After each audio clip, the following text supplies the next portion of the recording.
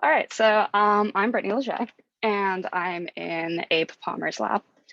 And today I'll be presenting on our ongoing work using network co-localization in the genomic landscape to try and find shared genetic control of BMI and height between humans and rats.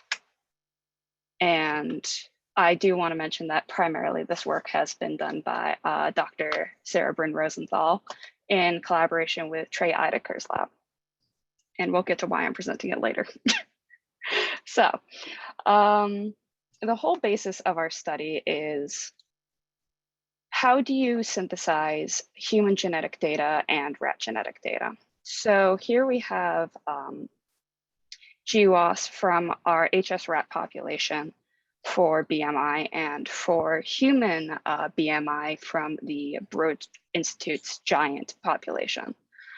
And if we just take the intersection of these two data sets, we get a very small number of genes.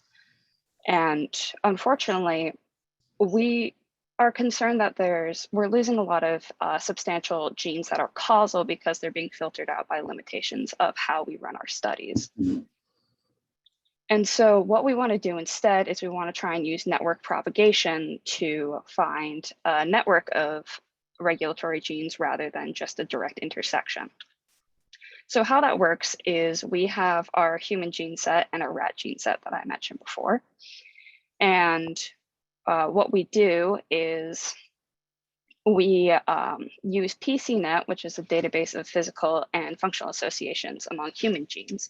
And so we take the human orthologs of our rat genes, and again with our human genes, and we make a molecular interaction network. So based off of PCNet's annotations, we calculate the proximity network space between our seed genes and the genes that are associated with our seed genes in PCNet's interactome. After we do this propagation, we then take, we use a Bryn's tool, which is called netcolloc. And what it does is it co-localizes our two networks, and then based off of a threshold, it selects for genes that we think are relevant in both networks together. And so that gives us our finalized intersecting network. And so after we have our intersecting network, then we can start doing the fun stuff, which is analyzing it and trying to figure out why it looks the way it does and what's relevant in it. So one way we can do that is we can do functional and gene enrichment. So you can do a multi-scale community detection, which basically we use the high-def algorithm, but algorithmically it makes a hierarchical structured system from our network. And so we get larger networks with smaller associated gene networks inside of them. And then when we do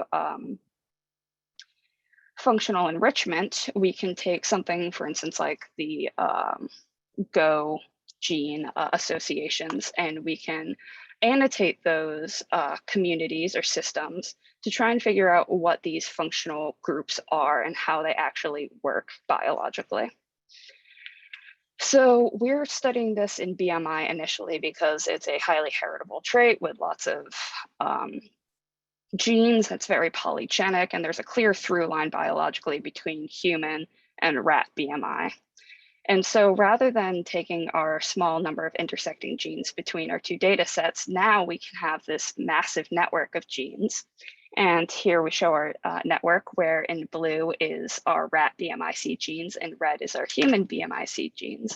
And then in white are all of the genes that are significantly intersecting between these two networks. And when, as a quality control, we looked at the size of this network relative to other networks. So what we did was we took our rat BMI network and co-localized it with different human traits. And we found that the rat human BMI networks are significantly more large than the networks that we produced using other human traits, even height, which you would expect would have a strong correlation. And I won't be showing this data, but we also did this in height as well. And we found that height intersects well with itself, but not as well with BMI in the same way. So after we took our network there, we can now do a our functional enrichment that I mentioned before, and we can get a BMI systems map. And we can find all of these different systems that have associated genes in our network. And so in each circle is a system, and the size of the system determines the size of the circle. So as you can see, as we get further down in a system hierarchy, they get smaller. And then in black is the fraction of rat BMIC genes, in pink is the human BMIC genes, and then in white is our network implicated genes. So those were not directly in either of our initial data sets. And you can see that most of our systems have all three sets. It's rare if you only have one set of seed genes in there. And a few of our systems actually have previously been associated with BMI and metabolic rate. Another analysis you can do from our system is we looked at the tissue enrichment of our genes that we got out of our system. So this is, here we took our intersecting network, and we looked at BMI primarily, but we can also look at height. And we found that there was substantial enrichment for brain and neurological